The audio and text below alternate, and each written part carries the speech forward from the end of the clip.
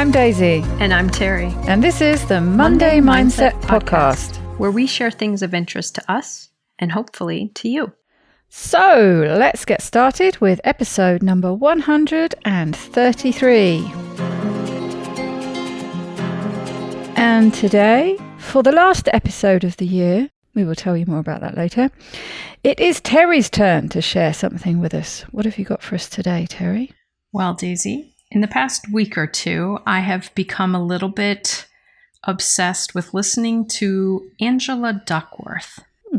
Don't know Angela Duckworth. Who is Angela Duckworth? Some people might be familiar with her. She does a lot of research and presenting, writing about grit. She is a psychologist doing research on the topic. So I've been listening to TED Talks and some other things with her. And so I found an episode of the Jordan Harbinger Show about how to grow your grit. And I thought, oh, great, because that's the topic I've been kind of leaning into. So she said that she chose to research this because she's been a believer and follower of this concept for a while, but realized that they were starting to gather data that actually could be applied and help people to develop grit. As we've learned more about it, it's not just this, do this thing that's out here, but that, her research was starting to make it a applicable thing that people could learn how to do.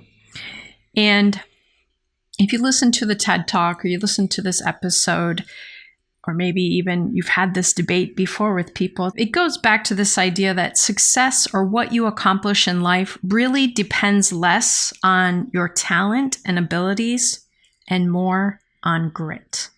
And I think this is especially important because so often when we run into something that's challenging, many of us say, oh, wow, if I watch Venus Williams play tennis, that, she's so good, I can't be like that. So we don't work at it.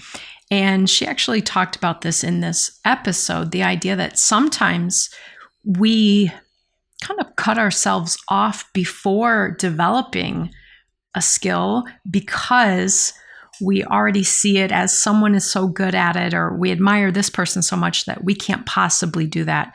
And it's almost like letting ourselves off the hook in a way, but it doesn't help drive us forward. So the whole idea really is to use this concept of grit and recognize that if we can work on developing that, we have better opportunity to develop our skills and achieve the goals that are important to us.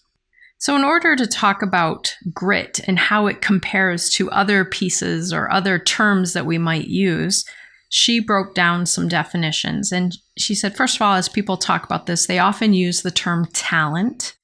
And her definition of talent really refers to how quickly or easily you learn something. So if you play the violin and you pick up on it quickly or easily, that demonstrates talent versus if I take much longer to learn it or struggle more with it, you have more talent in that. She talked about effort being the quality and quantity of your engagement with an activity. And then she really started talking a little bit more about how she defines grit and would use grit. And she said that for many of us, when we think about long-term goals, that they take more than 10 minutes to achieve. They might take weeks, months, probably even years. That grit it's a matter of showing up and continuously trying to make progress. And that grit is the combination of passion and perseverance for those long-term goals. And as I was listening to this episode, I was thinking a lot about my work coaching clients and even my work prior to that in being a therapist, that I did see, and I do still see, many people get discouraged because they struggle with that perseverance for that long-term goal. And so this is, brings in those conversations of finding your why and knowing your purpose. And you and I have talked about these topics from various people, but recognizing that that's so important in achieving our goals and committing to that long-term perseverance. Yeah, it's a good word, isn't it? I always, you think of with grit and determination and gritting your teeth. You just got to grit your teeth sometimes to get through it. And you have to have that long-term vision to be able to do that. It's like the James Clear stuff, isn't it?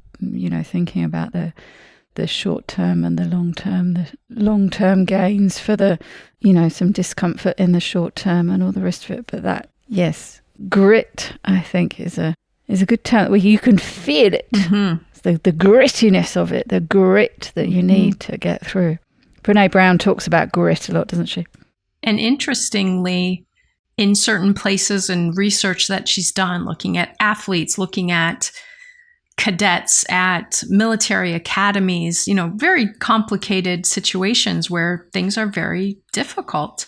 They find that if they measure people's grit, that those who score as grittier persevere longer, get through the academy, get through their PhD program, whatever it is that takes this added piece. It's not just about talent. It's not just about raw skill. I think one of her studies that she talked about was at West Point and talked about how often cadets drop out early and they can predict it based on their grit scale score. So I thought that was really pretty interesting. I'd be interested to know how they measure that. How do you measure your grit? What's a grit scale? I think the way it was described in here, I didn't go look it up yet, but that one of the things they have you do is actually describe someone who you see as having what might be considered grit.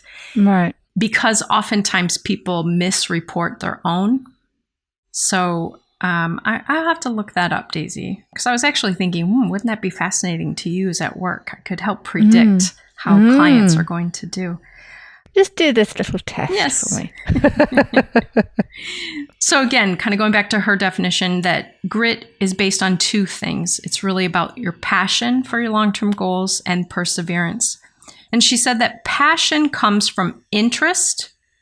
You won't do something if you don't have interest in it. She says, I'm a psychologist studying this because I'm really interested in understanding how this works and understanding how people work. I mean, you can make yourself do anything for a limited time, but that's right. Limited. That's right. But if you want to persevere, if you want to do it long term, there has to be a certain level of interest. And then the next piece that she said was really important is purpose. That passion comes from also having purpose.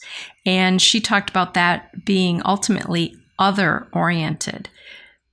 Because if she said, I want to research this so I can write another article, or I want to research this so that I can, just benefit in some way, that tends to fall through at some point. But that really, once you can connect this purpose to other focus, that she can talk about bringing this knowledge to other people and helping people to get through complicated things, this really gives her that sense of purpose. And then in talking about perseverance, she said that this is the capacity to do daily practice to get better at something, to improve over time. It's about having resilience so that you face setbacks and having hope. So having that resilience and hope is really important, getting through tough times. And she defined in an article that I read that really passion and perseverance combine into kind of a push-pull factor system. So passion pushes you to engage in something. It pushes you to keep going. And perseverance pulls you through the tough times or the setbacks. So this passion and perseverance are really important components of grit. She used this analogy too. She said, as you really think about it, life really is a marathon.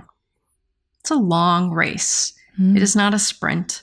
And grit is really what keeps us in the race, doing what it takes each day. And the idea that those who are really likely to experience success and feel successful at things have found a way to focus on improving, not just reaching a goal, but improving, getting better at it, and that they're able to, and this goes back to so many other things you and I have talked about, but being able to measure the small improvements as valuable. It goes back to tiny habits and atomic habits and everything, being able to celebrate those steps. And we've spoken before about tapping into those memories of when you have achieved something that you thought was going to be difficult. And it came from that perseverance. It came from just doing it over and over. Mm-hmm. You know, when you thought something just seemed so daunting and you weren't going to be able to do it, but having that belief that if you do persevere every day, you're going to be able to do it. Mm-hmm. I can remember when I first started waitressing, and it was the same when I was doing bar work. Anything like that where you have to, there's just so much information you need all at once, really. You need to know the layout. You need to know the system that's in place. You need to know the menu. You need to know the prices. You need to know what the specials are. You need to know what the chef expects of you. You need to know what the customers expect of you. You need to know this. You need to know that. You need to know the table numbers. All these, it just seems like this massive amount of information that you've got to absorb. And I can remember just sort of having a talk with myself and just saying, just keep going day by day. In 2 weeks' time, you know, you're going to find this a lot easier. You know, learning to drive, all these things that just seem so difficult. You watch somebody else doing it and you think it looks easy. Remember that with learning to drive. Well, this doesn't look so hard, especially when you know you're going to be coming up to learning how to drive. So you're watching your parents drive or whatever. You think, yeah, that doesn't look so hard. And then you get into the car the first time for your first driving test, and it's blimey, this is really hard. There are all these things that I need to know all at once, and I just can't make everything work how it's supposed to work.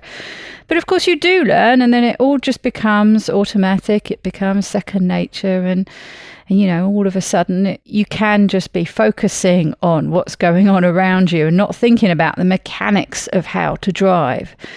So I think it's important to, when we're faced with a new task that seems really daunting and everybody else makes it look so easy and why can't I do it and all the rest of it, is tapping into a time when, you know, when you were learning something that now you take for granted. It's second nature. You can do it. Absolutely. And again, going back to this piece that she talked about here is the desire to learn, the desire to improve means I don't need to get frustrated that I didn't master it the first time I got behind the wheel of the car. But I want to get a little better each time. I want to figure it out until obviously that skill is well developed, but that taking it in stride that you are going to have to work at it. You are going to have to develop your skills. You're going to have to work on incorporating new experience into your old experience until you improve. And she really highlighted this a lot in this episode. Basically, high performers can break down longer term goals into shorter term little things. They see ways to see their progress in the small steps. I feel like we just need to get Angela Duckworth and James Clear and some of these other people together and have this powerhouse discussion about these things.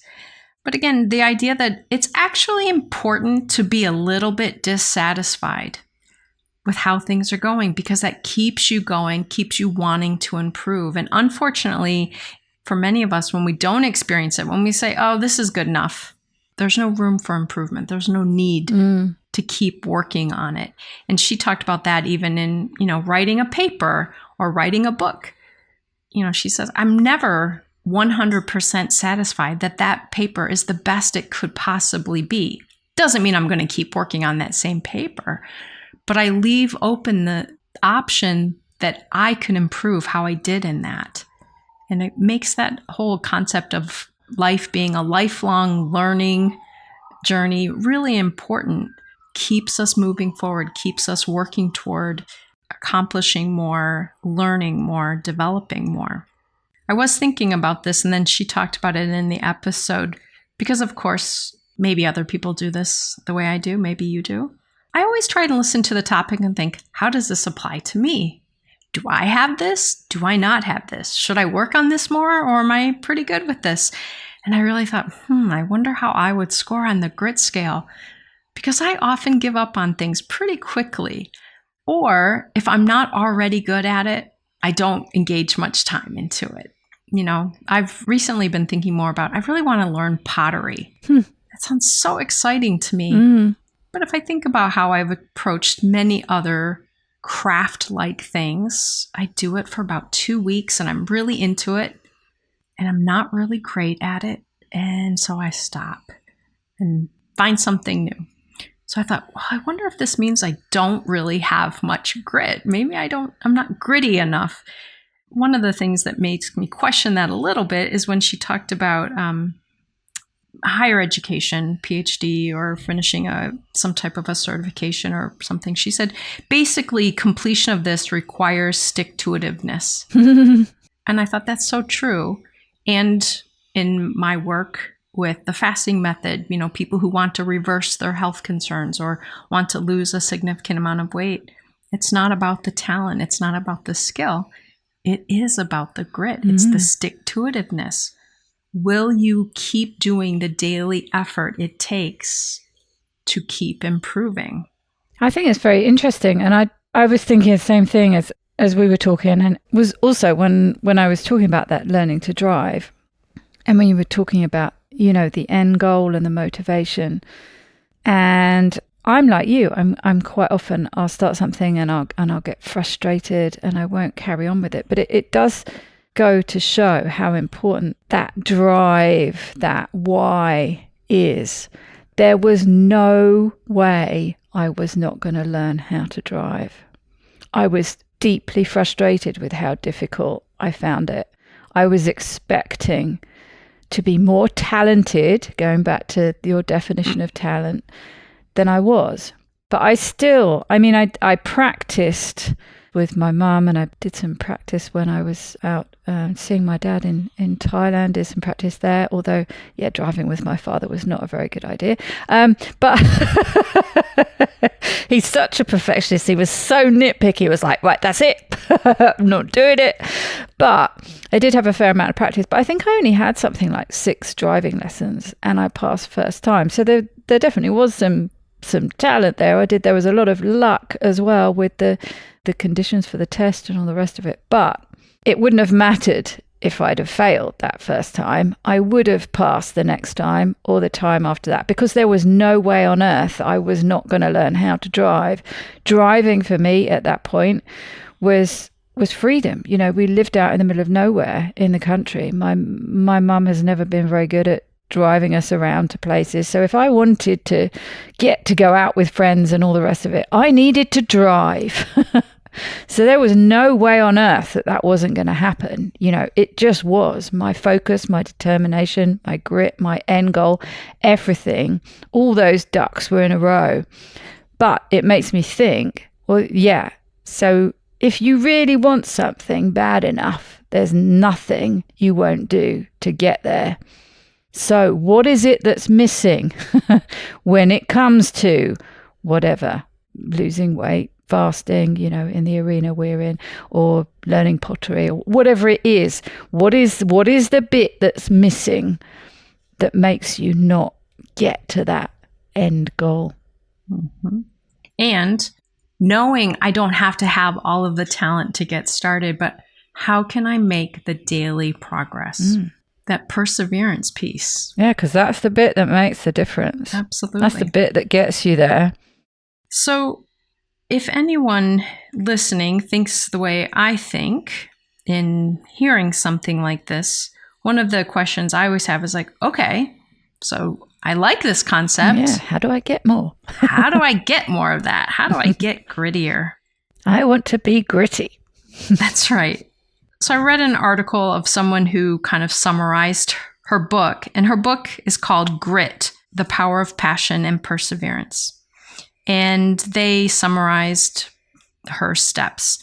And the first one is having an overarching vision, that the purpose behind what you do, whether it's your job or a career or something else that you're doing, to really see it as a calling. And again, the other-oriented purpose.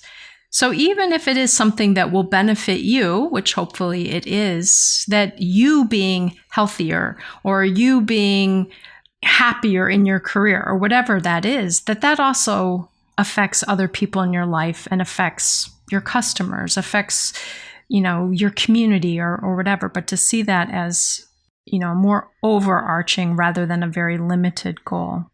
Yeah, I think that's where things like losing weight and improving my health because I want to be able to play football with my grandchildren is going to get you there more than, I just want to lose some weight.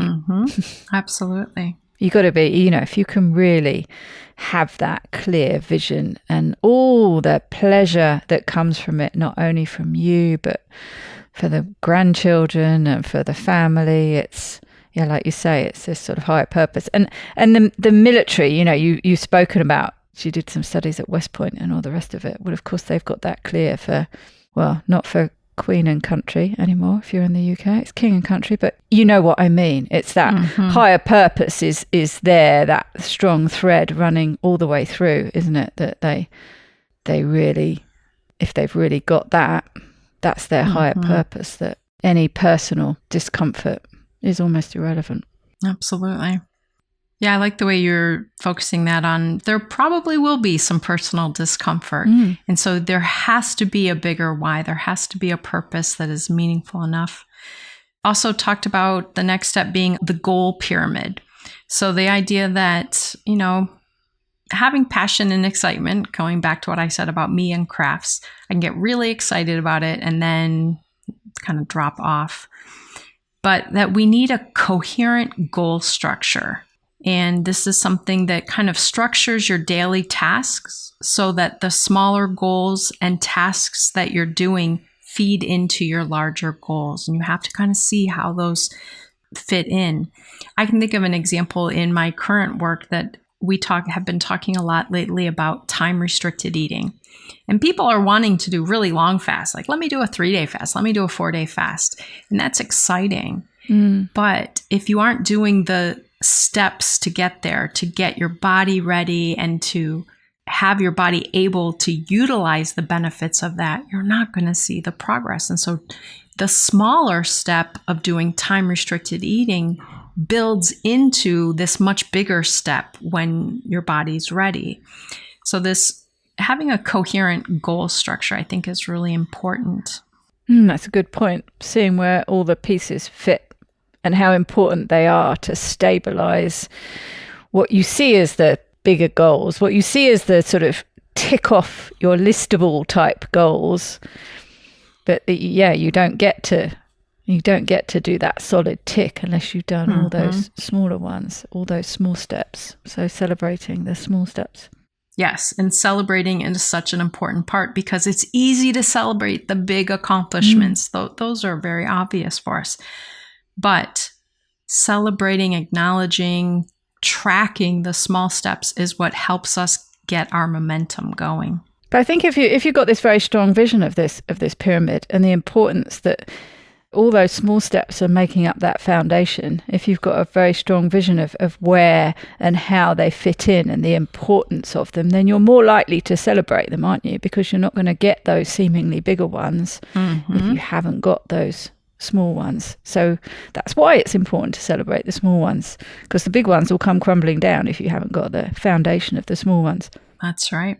Or they'll just be perpetually unachievable. Yeah. The next step talked about recognizing the difference between quality and quantity of time that you need to spend on tasks. And oftentimes people think only of the quantity. How many hours? How often do I have to practice this? And perseverance does say you will practice it often.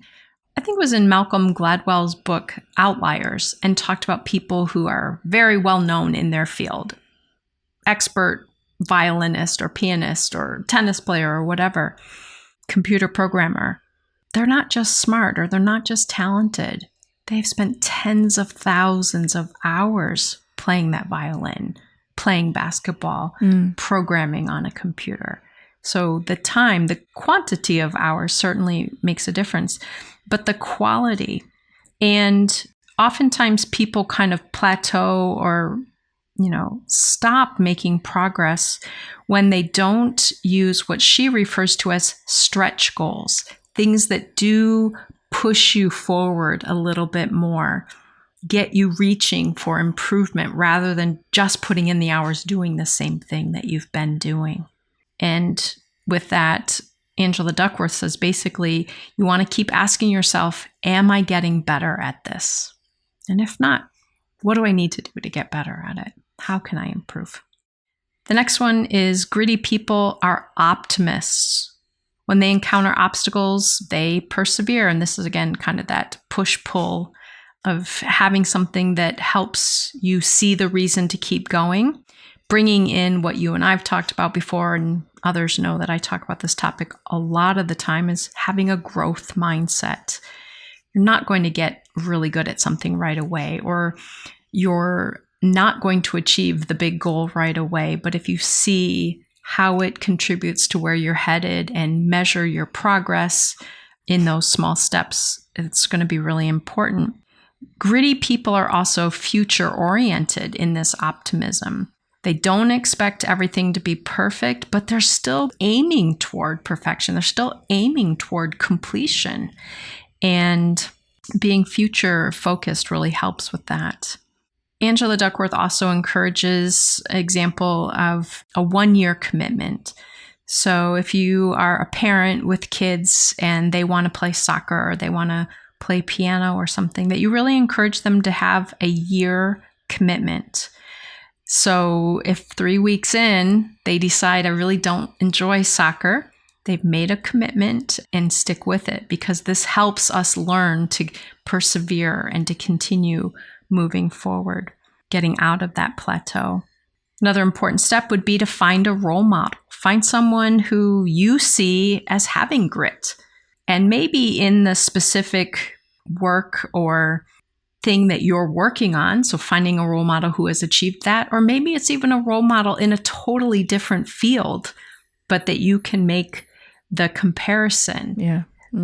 This person gets up at 5 a.m. and gets in the pool every day. I'm certainly not getting up at 5 a.m. and getting in a pool, and I don't want to become an Olympic swimmer. But I need to recognize Michael Phelps did not become an Olympic swimmer sitting back on the couch. He did get up at 5. He did the things that were hard. He persevered. He stretched himself. So finding a role model really was the last big one that she recommended. But I think all of these are important. And sometimes I think knowing a concept like this gives me something to check back in with myself about.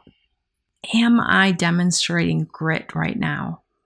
Is there a way I could delve into this more? Is there a way I could be grittier right now? So now that's going to be my new frame of reference for myself. And as I said, in my work with clients, to recognize we would all love the results to happen very easily and quickly. It's just not reality in life. And I think using this concept of grit can be so valuable for so many of us. Yeah, and it's interesting. I'm just, it's just all sort of churning over while you're talking and figuring out the components that you need to have the grit. Yes, the grit gets you where you're going, but how do you generate that grit? What are the important parts of the puzzle that enable you to tap into that grit? And I think that's what's difficult sometimes. Like I say, thinking back to learning to drive, there was just no way that wasn't going to happen. But then I think of other things that I've struggled with more. I don't have that same tunnel vision, if you like, that gives me the grit and determination that I need to get there. So yes, it's just got me to thinking, what are the different key components that I need to bring in to tap into that grit that I know is there. Mm-hmm. And I think most people can think of a time when they tapped into that grit. Most of us have it, and we've used it at some point, and we can probably all think of a time when we did it. So we know we can do it. I think that's important, Daisy, to think about kind of translating of skills or translating of successes in one area of our life. And so, as you said, if I focus on where have I used grit in my life? Where have I been gritty? Oh, I did it when it was related to that goal. Why was I so committed to that? And why was I willing to take those complicated steps to get there? And then translate that into the current goal that we're working on, or the accomplishment that we want to move toward, is to think, okay, well, I did this when it came to, starting my own business. How does that apply to doing this job or engaging in this aspect of my life? Because maybe something does need changing. Maybe the reason you can't muster the grit that you need is that you need to change the goal. Mm-hmm. Yeah, it shouldn't feel like you're just pounding your head, on the table. It should feel like it's worth doing those steps. And I know you've heard me say this before, and other people have probably. I remember Marissa Peer talks about this a little differently, but one of the things she said is if you really want something, you will talk to yourself differently about it. And when she was staying up until 2 a.m. writing her book, it would have been easy to say, this stinks. Everyone else is sleeping. I want to go get in bed. That she persevered because she knew this was going somewhere. She was writing a book that was going to help thousands of people. Her voice needed to be heard. So suddenly, sitting there at 1 a.m. typing wasn't a negative experience. So either the goal has to change, or our way of looking at what it takes has to change. Yes, as you mentioned early on, you need that interest. Mm-hmm. And it might be that to get the interest is actually just a shift in perspective. Mm-hmm. You might not be changing the goal, or you might not actually be changing anything. You just might be changing the way you look at it. So no, very interesting. Lots of things to think about there. Yeah. So I mentioned very briefly at the beginning that this would be the last episode of the year. And anyone who's looking at the dates and looking at where we're at know that I get very confused with the timeline. We're actually, when we're recording this and when it's coming out, I think we're only about a week ahead. But we decided that we would take a purposeful pause, going back to last week, of 2 weeks where we didn't have to come up with content, just to give each other a bit of a break, really, where we could focus on some other things over the holidays. I know you Americans start your holidays earlier, but ours don't really kick off until Christmas. So just to give us a chance of a bit of a break, but we are going to each pick an old episode, so there will be something coming out for the 2 weeks over the Christmas and New Year break. So I guess we just really wanted to take this opportunity to wish you a happy ongoing holidays if you're in the States, a Merry Christmas, a Happy New Year, a happy holidays. I never know what to say to cover all bases. I hope whatever people are doing at this time of the year, that they will take some time to focus on themselves, their self-care, and thoughts about, reflecting on things. You and I have talked before about I have a struggle with the concept of New Year's resolutions and things, and I'm sure we'll touch on that again. But just to take this time as a reflection. It's the passing of time. For some people, it's a holiday season, but it's a significant change for many people. And so I hope people will just give themselves some time of kind of inward reflection during this time. Maybe listen to our 2 episodes that we choose. And then we'll look forward to seeing you again in January. Take good care, everybody. Have a wonderful week, a wonderful year.